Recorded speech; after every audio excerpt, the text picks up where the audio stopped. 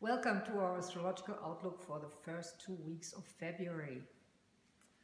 My name is Raymond Merriman, and I'm here with Antonia Langsdorf of Cologne, Germany, and we're going to conduct a short interview on the aspects of importance for the first 2 weeks of February. We're going to talk about world affairs and their possible influences on some sun signs or world leaders or planetary position in individual horoscopes. That's right. So what do you think is the most important aspect, or are the most important aspects in the next 14 days? Well, most of what we're going through in early February and even late January relates to Pluto. On January 25th, Mercury entered its retrograde motion at 15 degrees of Capricorn, and it was in a square conjunction to Pluto.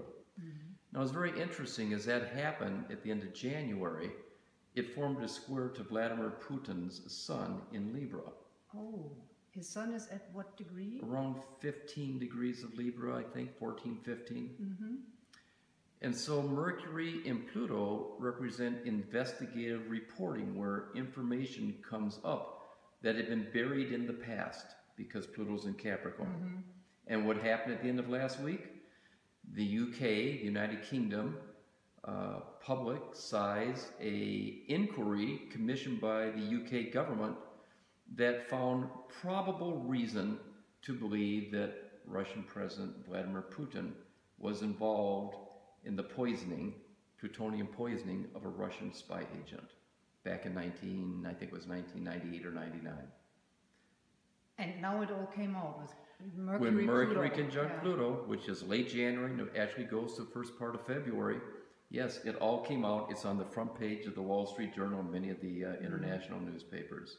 So would you say that the degrees of 15 and 16 of cardinal, meaning Capricorn, Cancer, Aries, and Libra, are critical? So if, yes. if you have your sun, if you're born with these degrees, it's critical? If you have your sun, you have your moon, any important planet at those degrees, you might go through something similar to what Vladimir Putin is going through, where maybe you feel information about you that thought was buried in the past, covered in the past, is now resurrecting, and you have to confront these same accusations once again.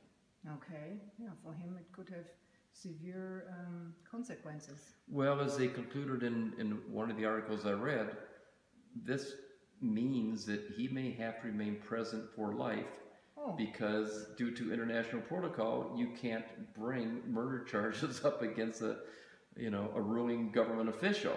So that would play in his hands, actually. If he, in the sense that he wants to remain president of Russia until he dies, yes, that may play right into his hands. Now, there's some positive things, too, that could happen. Mercury conjunct Pluto may mean that instead of being the subject of investigation, you may be the investigator, and you may make a discovery that was new information, some kind of a revelation to the world, or it just may be a discovery, revelation to something important in your life. So revelations come up here, dealing with the past through investigative or research efforts that have a profound effect upon the person doing the research or the subject of his or her research. Okay, and what about the markets? They have been going pretty wild the last weekend. So do you have a prediction? Well, this fits too, because as Mercury conjuncts Pluto, it also forms a square to Uranus. And whenever Uranus is involved in a hard aspect to a fast-moving planet like Mercury, Venus, or the Sun, markets get very nervous, very volatile. In fact, we see that coming up again in the first week of February, because Venus is going to be conjunct Pluto, square Uranus, just like Mercury was at the end of January. So on February 5th and 6th, when Venus conjuncts Pluto squares Uranus, you're going to see a similar effect upon the markets. It's volatile, it's nervous, it's wide price swings. Now, it's very important to consider that the first week of February, as this aspect is taking place, which is what we call a critical reversal date, or CRD, when many financial markets suddenly reverse, that it's right on the same day that the not the Federal Reserve, but the Labor Department releases its non-farm payroll reports, February 5th. It's apt to have a profound powerful impact upon stock prices and interest rates, markets, and currency prices. This is going to be a very wild time coming up.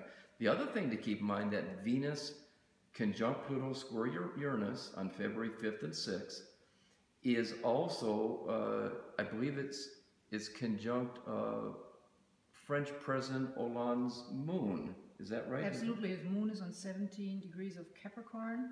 And this is taking place at 16 and 17 of Capricorn and Aries. So Hollande of France is very much in the picture.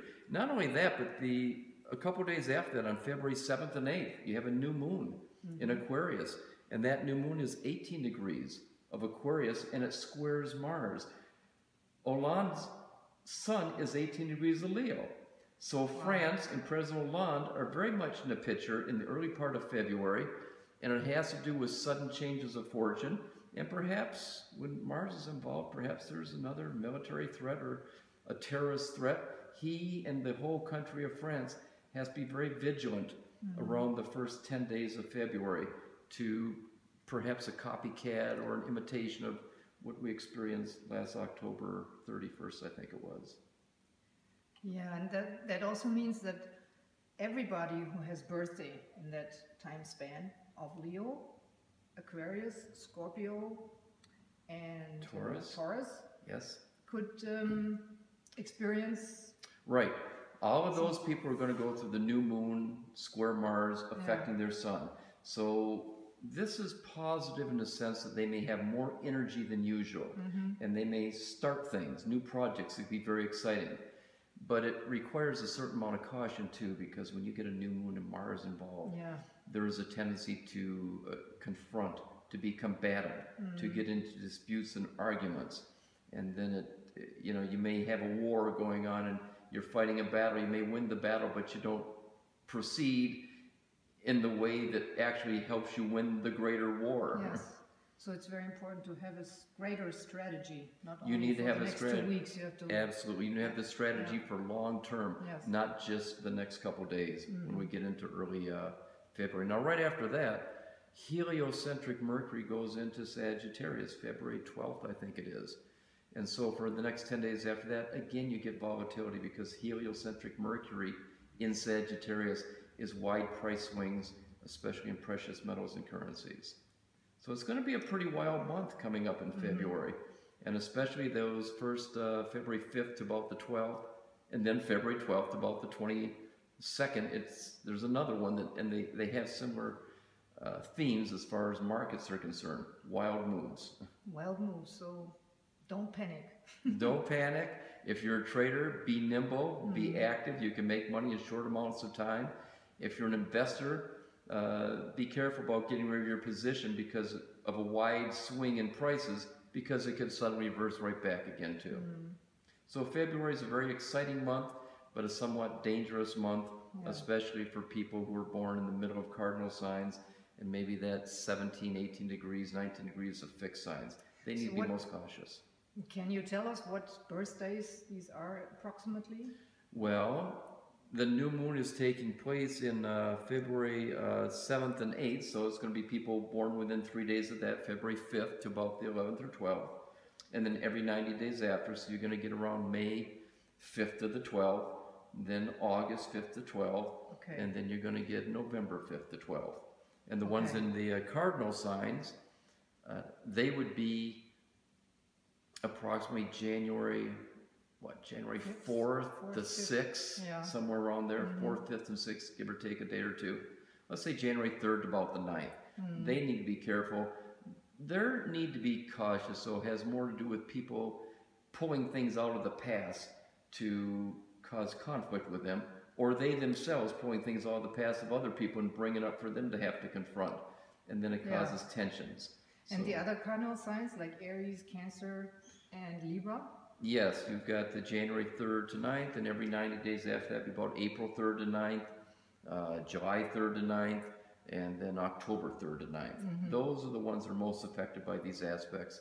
They have some opportunities, but they also, since these are hard aspects, they need to be a little bit more cautious and think before acting. Think before acting. Don't go on impulse. Think it out and consider what are the consequences of me reacting in any kind of an argumentative or hostile manner. So it's a period of time where it's very important to stay grounded, to meditate, and Yes. to pay attention that you stay in your center instead of... Yes, it's a good time to be creative. These are creative aspects. Yeah. So if you write, if you act, if you do anything in a creative fashion, it's okay. Just stay away from confrontations with other people who, you know, may oppose you, and then you may overreact to that, and then it escalates quickly.